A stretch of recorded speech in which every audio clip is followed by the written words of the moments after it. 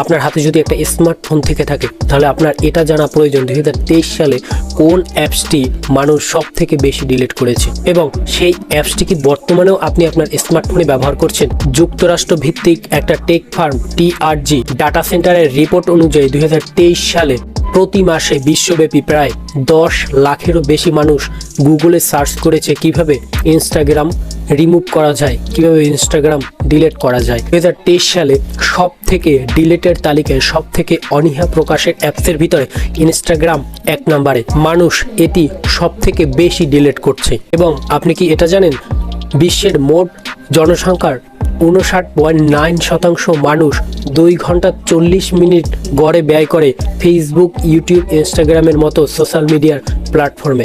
তো আপনার ফোনে, আপনার স্মার্টফোনে কি আপনি এখনও ইনস্টাগ্রাম ব্যবহার করছেন? কমেন্ট করে জানাবেন।